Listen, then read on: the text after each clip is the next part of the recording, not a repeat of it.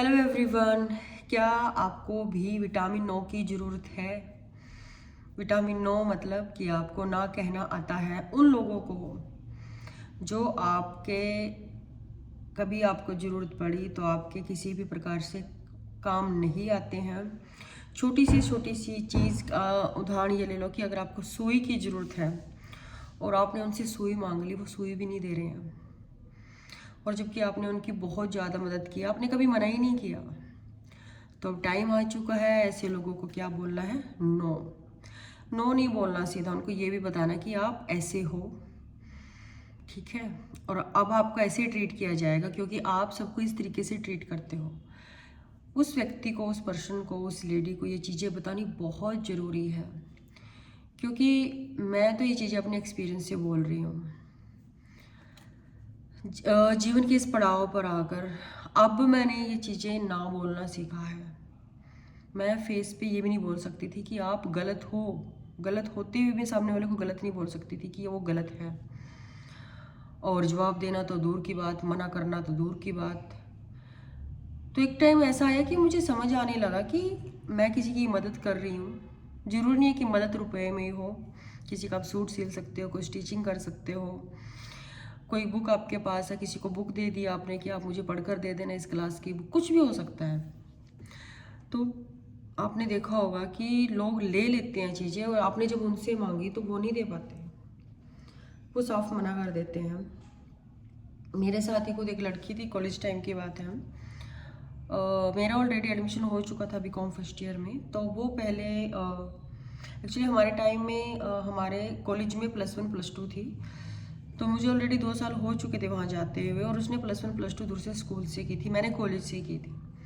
तो उसने कहा कि मेरा एडमिशन करवा दे, मेरे साथ चल, पर तुझे वहाँ का पता है, उस कॉलेज में तो पढ़ती है। तो मैं चली गई, बट मैं उस दिन एडमिशन नहीं करवा के आई क्योंकि मेरे फादर घर पे नहीं थे, तो पैसे की ज़रूरत थी। और उसने मुझे अचानक से बोला कि मेरे साथ चल, पर मैं चली गई। तो उसके एक हफ्ते बाद फिर मुझे एडमिशन अपना करवाना था, बीकॉम फर्स्ट ईयर में हुआ नहीं था, मेरा एडमिशन करवाना था। जब मैंने उसको कहा कि मेरे साथ चल, उसने क्या कहा, मेरे ताऊजी मना कर देंगे, मैं नहीं जा सकती ऐसे किसी के भी साथ। मैं तब भी मुझे ये चीज़ें समझ नहीं आती थी, बट अब एक ऐसा टाइम है कि मुझे ये चीज़ें उस टाइम भी समझ आनी चाहिए थी। उस टाइम भी मुझे ना कहना आना चाहिए था। किसी ने कपड़े मांगे किसी फंक्शन के लिए, मैंने वो भी दे दिए। बहुत सी चीज़ें हो सकती है, आप रिलेट कर सकते हो कि आपको कहाँ ना कहना है और आप वहाँ पर हाँ बोल रहे हो, जबकि आपका मन नहीं है उस काम को करने का। अब ऐसी सिचुएशन में मैं खुद हूँ। तो अगर कोई ऐसी सिचुएशन में है, उनसे मेरी विनम्र एक प्रार्थना है, पहले तो खुद को गिल्ट में मत रखिए। आपने जो भी किया वो अच्छा ही था, बट आगे से इतना ज़्यादा अच्छा बनने की जरूरत ये नहीं है कि इसका मतलब कि आप किसी को गलत बोलें, लड़ाई झगड़ा करें, नहीं, कुछ नहीं करना है। कई बार ऐसा कीजिए कि सामने वाले को जवाब ही नहीं देना है, वो खुद ही समझ जाए, बिना बोले ही उसको जवाब मिल जाए कि वो गलत था या गलत थी, जो भी है पर्सन।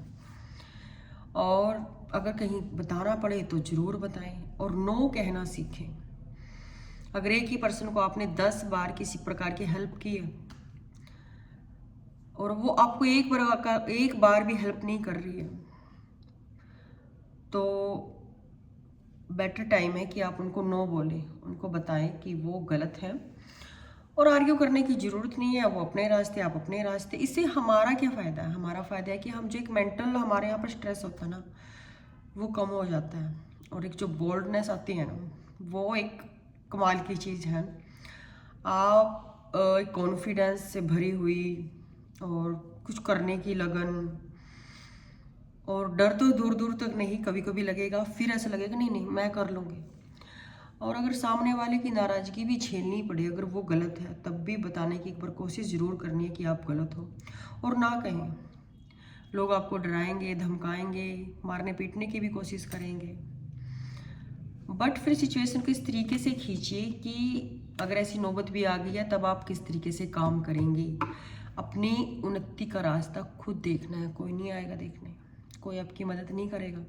अगर आपको कोई ये बोल रहा है ना कि स्टडी बाद में कर लेना, तुम्हें क्या ज़रूरत है, मैं कमा रहा हूँ, या सास बोल रही है हमारे घर में तो इतनी अच्छी वो कमाई है, तू क्या करेगी आगे काम करके, तो यकीन मानिए ये लोग आपके दुश्मन हैं, ये आपके शुभचिंतक नहीं हो सकते। और अगर उसी घर में मैंने ऐसे ऐसे लोगों को देखा है, जब मैं एमए कर रही थी तो मैंने किसी से पूछ लिया कि मैं इस सब्जेक्ट में एमए कर लूँ, एमए इंग्लिश कर लूँ, तो सामने वाले ने मुझसे कहा क्या करेगी तू एमए इंग्लिश करके, क्या ज़रूरत है तुझे एमए इंग्लिश करने की, तब तो मैं अनमैरिड थी। बट उसी ब्रदर लगा लो हमारा, उसी लड़के की जो वाइफ है वो अब गवर्नमेंट जॉब लग गई है, और जब से वो आई हुई है उसको पढ़ा रहा है, वो गवर्नमेंट जॉब पे है। ठीक है, लग गई, उसकी मेहनत है, ठीक है, उसकी लगन है जो वहाँ तक पहुँची। अब वो पर्सन ये क्यों नहीं बोलता कि आप क्या करना, आपको जॉब करके क्या, आप क्यों पढ़ रही है इतनी, क्या ज़रूरत है। तो ऐसे लोगों से सावधान रहें, सतर्क रहें। अगर आपको कोई ऐसे डिमोटिवेट करता है, साइलेंटली अपनी तरक्की पर, अपनी जो ग्रोथ है, अपनी जो स्किल है, जो आप करना चाहती हैं, आपको एक स्टिचिंग का ही काम आगे करना है, आपको वही अच्छे से आता है, और दो लोग आपको बोल रहे हैं कि क्या करोगे, हमारे पास अच्छा खासा पैसा तो है, लोग क्या कहेंगे, अगर तू स्टिचिंग करेगी तो बुटीक खोल लेगी, लोग कुछ नहीं कहेंगे। जो एक सेल्फ रिस्पेक्ट होती है ना, वो आपको बहुत, मतलब जिसके पास पैसा वहाँ रहकर भी कई बार नहीं मिलती है। और अगर आप उस सिचुएशन में हैं तो डू योर बेस्ट, कदम बढ़ाइए, आगे बढ़िए, और अपनी तरक्की के लिए खुद से कोशिश कीजिए। कोई नहीं आएगा आपको हाथ देने, उस प्रॉब्लम से निकालने। सो अगर ज़रा भी आपको ये बातें टच की हैं तो सब्सक्राइब करें, शेयर करें, लाइक करें, और मेरे साथ जुड़े रहिए। Have a good day.